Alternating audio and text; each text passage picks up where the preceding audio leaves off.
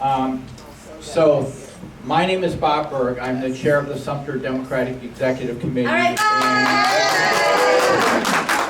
And thank you all for taking time out of your busy mornings and wiping the sleep out of your eyes to join us here. You know, it is our pleasure and honor, and I'll get to our guests here in a second, but let me introduce a few people. We have our House candidate, Ash Marwa,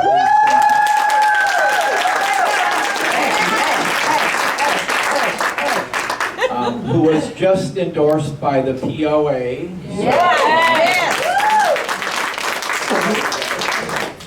And we understand John Temple is not happy with that. He's disappointed. Yeah, we're disappointed with a lot of things ourselves, but we won't go into that. So we have some guests from the Village Democratic Club. We have Mike Falk, the president. Mike, where'd you end up with? And the first vice president, Eric Lipsis, over here. We are hosting this in conjunction with the Democratic Women's Club, both of Sumter County, and we have Pat Beerhalter, who is head. And for those of you who don't know, a former teacher, and she's going to let you know it and how disappointed she is and how the teachers are being treated under this administration. And Francis Julius Edwards from Francine Julius Edwards. From Marion County. And if I've missed somebody else, I apologize. So let me first introduce Sumter County to you. We're a relatively small, in the scheme of Democratic world, red county. We have about 25,000 Democrats. There's about that many no party affiliates. Unfortunately, there are 67,000 Republicans. So one of the things of note, as we all know here, is that we're home to the Villages, one of the biggest retirement communities in the world. But we have a very active club, we have a very active DEC, and in 2018 we had a turnout of 78%. So we were one of the state leaders. In 2020, we came in second, unfortunately, by fractions. We had a voter turnout of 86+%, and somebody beat us just by tiny fractions. And in the last August primary, with everyone's help here, we had a turnout of 50%, and we did lead the state with that. So we do have a terrific team and engaged voters. We have vote by mail enrollment of about 58%. And we have the consistent voters run about 65%. So we are working hard to get it out. We do, postcarding, we do texting, we do robocalling, and we lead statewide efforts on texting and so on. So we have been busy here, not only here in Sumter, but our influence extends beyond Sumter County. There are 6 counties that do not have a DEC. We have adopted them, and we send text messages and robocalls to them also, reminding them to vote. So we've adopted them. And then we have a team who is also currently launching a texting campaign to the unregistered, and we should finish the statewide effort today. So that's being led here in Sumter County. So that's us. So you may wonder, who is this Karla Hernandez? Well, she is a native Floridian. Maybe the only one in the room. Anyone else a native Floridian? Okay, well, so we have 2. So, well, you guys are native from Florida. I'm from North Dakota, so I could get further away, but not by much. So, anyway, so native Floridian, the daughter of immigrants, and she was the first person in her family to graduate from college. She went to International University for her undergraduate, and Saint something or other for her master's. I've forgotten. I should have reviewed my notes. Sorry about that. You remembered a lot. Well, we'll get there.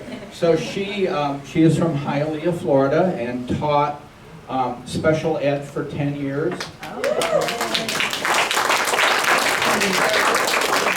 She was secretary treasurer of a teachers union in Miami-Dade, and I'm not going to get into the name because I'll probably get it wrong. I specialize in that.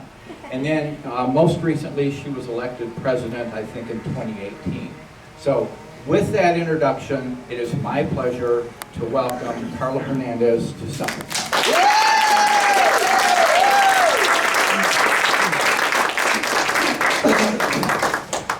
Well, good morning, everyone. Good morning. So, my name's Karla Hernandez. I have two kids, an 8-year-old and a 13-year-old. Wow. So we get going early in the morning. Our mornings are early, and I know you all don't have children that you gotta get moving, but some of you are early birds. Some of you could have still been sleeping. So to those of you that could have still been sleeping, thank you all so very much for being here. So I'll tell you a little bit about myself. I come from a very humble beginning. My parents are both immigrants from Honduras. Can you hear me okay? Yeah. Okay. So my parents are both immigrants from Honduras. My dad was an accountant by trade. When he came to this country, he had to make ends meet, and he worked, whatever he could do. And at that time, he was a farm worker. He cut sugar cane, he picked tomatoes in the Everglades, and worked really hard under the Florida sun. And one day somebody tapped him on the shoulder and said, "Hey, I'd like you to become, have you considered becoming a carpenter? Because there's a lot of skilled laborers that are going into the construction industry." So my dad became a carpenter, he joined the union, and he taught me the importance of elevating and lifting people and working hard to promote the middle class. So I learned that very early in life. We lived in a 2-bedroom, 1-bath house, 5 of us. Oh, wow. And I had the honor, the privilege of a lifetime, because my roommate was not only my grandmother, but she was also my bedmate. I shared my bed with my grandmother. My grandmother died 2 years ago at 99 years old. And my grandma was just an amazing human being. She cared so much. She always tried to give back to the community. I am from a little place called Hialeah. Has anybody heard? You guys are from out of state. I want to know how popular Hialeah is. This is how I'm testing it. Anybody know about Hialeah? We got 1, 2 people, 3 people, 4. All right. I feel like I'm taking bets here. Okay, so we have about 5 folks that know about Hialeah. So Hialeah is a very Hispanic Latino community. So I grew up there. And so my parents, taught me a lot about kindness and giving back and making sure we could help people. So my grandmother, I was telling you about her, when I was in high school, I realized that she had been hiding something from me for a very long time. She did not know how to read or write. She was 9 years old when she started working in somebody's kitchen in Honduras. No child labor laws, no, equality or equity for women. They didn't see her as, a full human being, I guess, where they didn't need to provide her with an education. And so when I grew up and went to college, I decided that I wanted to give back to the community as well, because that's something that was instilled in me. I wanted to be a teacher. And I became a special education teacher. But I really did it because I wanted all children to understand and realize that no matter what your race is, your gender, what background, your parents' income, your zip code, that every child is important, special, and everyone should have access to high quality public education.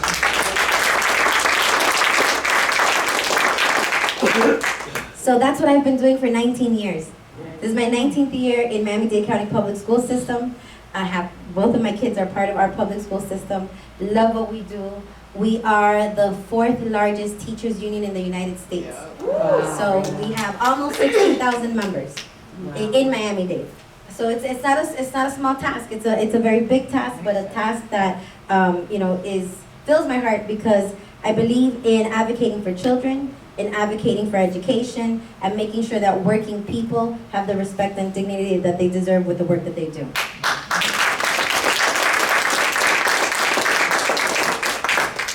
So now let's talk about public education in Florida. Okay, let's all breathe in. Let's all relax, okay? So, what's going on with the state of education in Florida? It's horrible. And I have my colleague here, Mark. He's a president, local president. We've been doing this advocacy work for a while now. It's not easy. It's very difficult to do and be passionate about what we're passionate about, and have so many setbacks. So we're 48th in the nation in how we pay teachers. Yeah. Think about that. 48. No wonder there are 9,000 vacancies in the state of Florida. And that's just the monetary aspect of it. Let's talk about the politics of it. So our school systems have been hyper politicized. We now have people trying to infiltrate our school boards, right? With this extremist agenda on what should and should not be taught in our schools. They're banning books. I'm not sure when that has been okay in any civilized society, but they're banning books. They're censoring teachers, telling us what we can and cannot say and how we should say it. I'll give you an example. They're uncomfortable with the word slavery, so they want us to use the term involuntary relocation. Can you believe that? Can you believe that? Teachers are truth tellers. That's what we do, right? We have former teachers in the house, former librarians in the house. We have a lot of educators in this room right now. We're truth tellers. We say the good, the bad, and the ugly. Why? Because we don't want to repeat the same mistakes over and over again. And so, we have so many policies and so many things that have been changing throughout the years that are really stifling education. And that is a big mistake. When you stifle education, when you hinder the knowledge of children, you make ignorant communities. Ignorant communities. And that's part of the plan, right? That's part of the plan. Let's defund public schools. Let's make sure that educators don't have the resources that they need so that we can continue to perpetuate, these, the vicious cycle that they're perpetuating right now.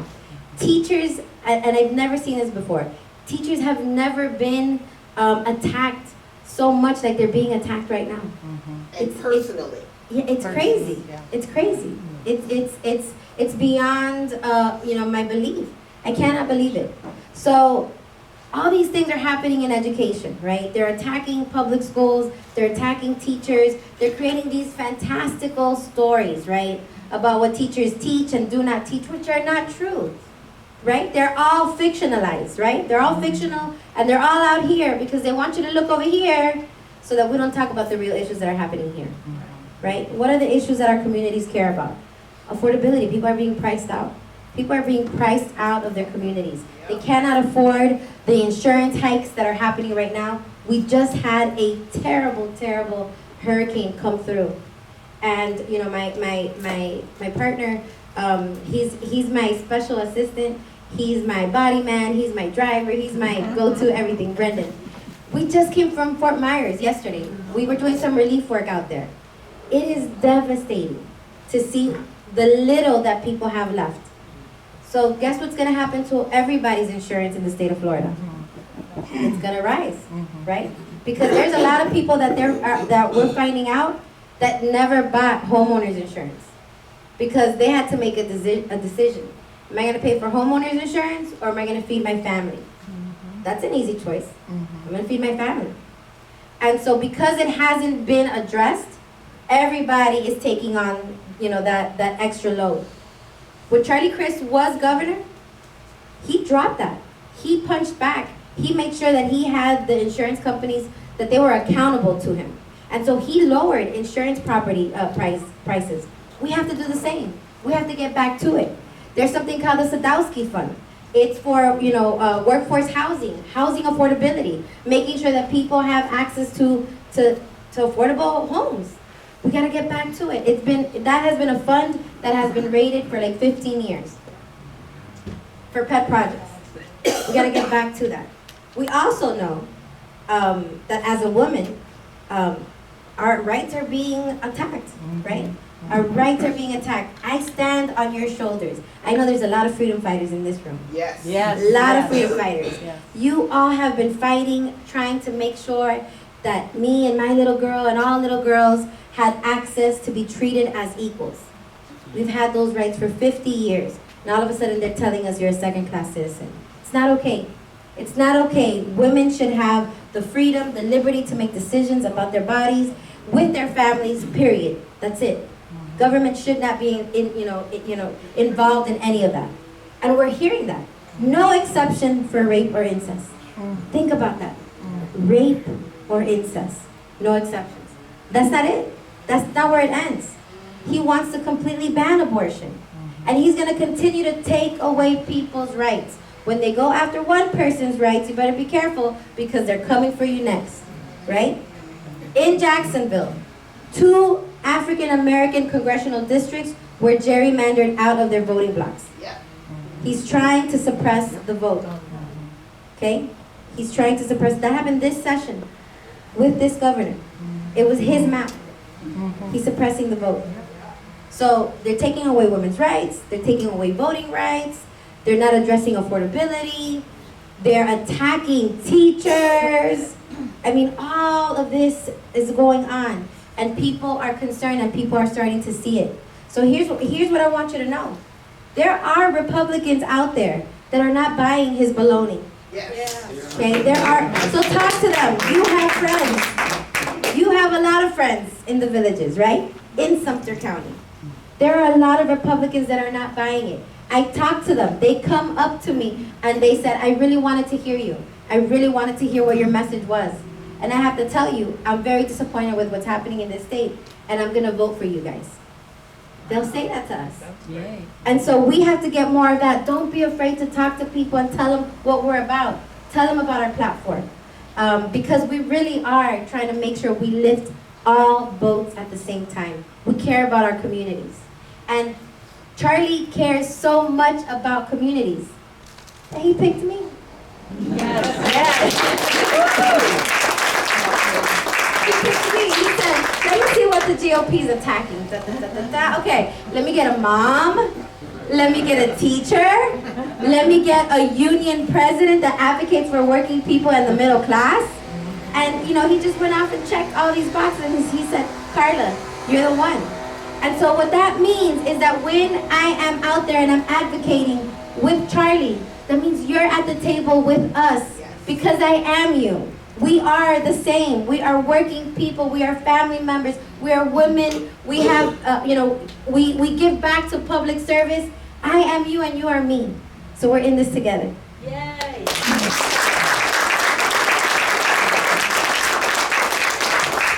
So I want you to know this is my first time here. Yeah. I've heard a lot of fantastical ideas and stories about this place.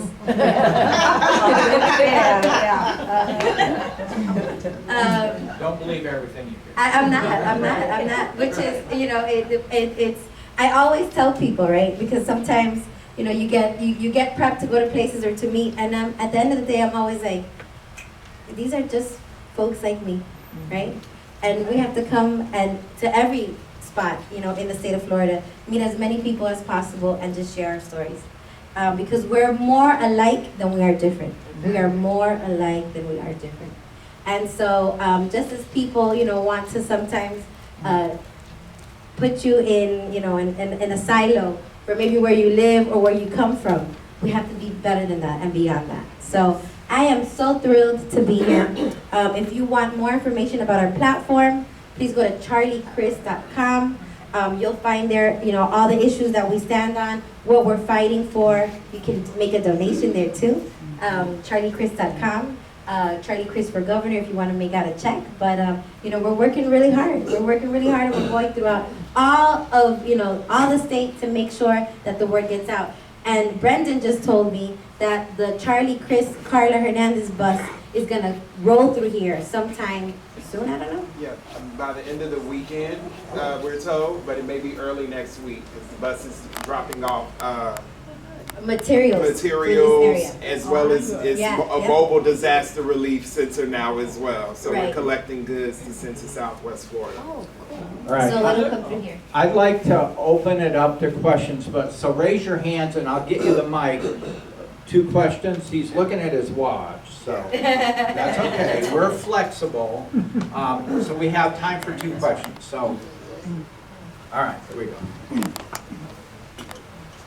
I probably don't need a mic, but one suggestion that I've been thinking about, I know that political ads are very expensive, but have you all thought about possibly running an ad that runs something like, don't worry about voting for a D or an R.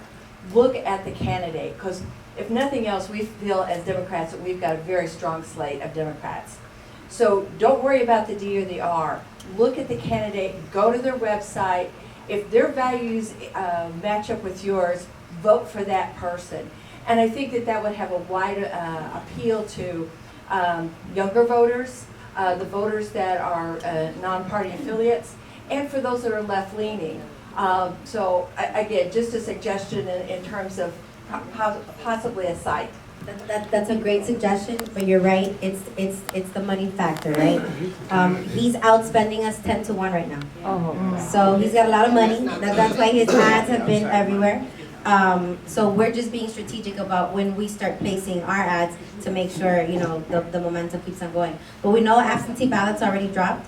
So if there's anything that you all doing to chase them, and you mentioned it, right, the texting and the robocalls and everything else, we have to chase absentee ballots. And I know that you all feel outnumbered because you said there was 25,000 Democrats here, right, and 25,000 NPAs.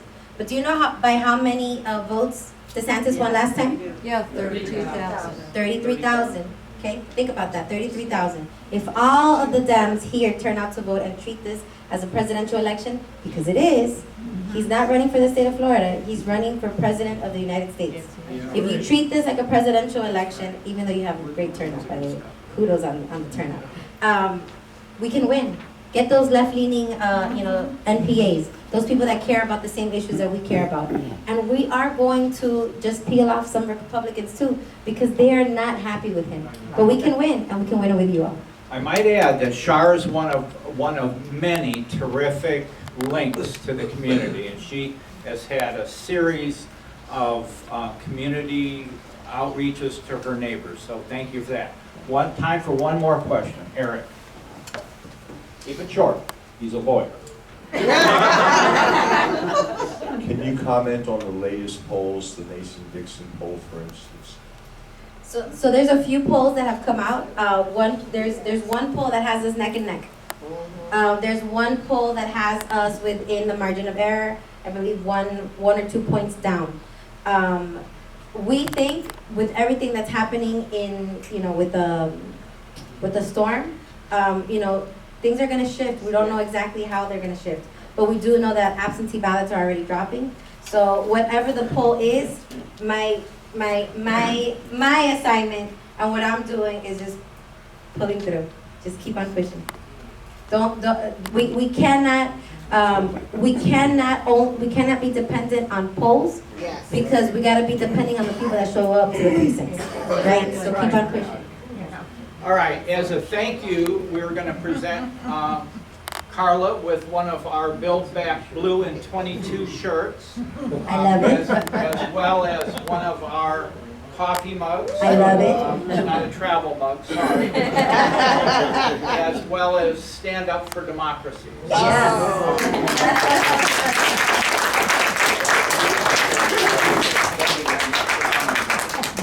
Thank you all very much. It's been a pleasure. Thank you so much for coming.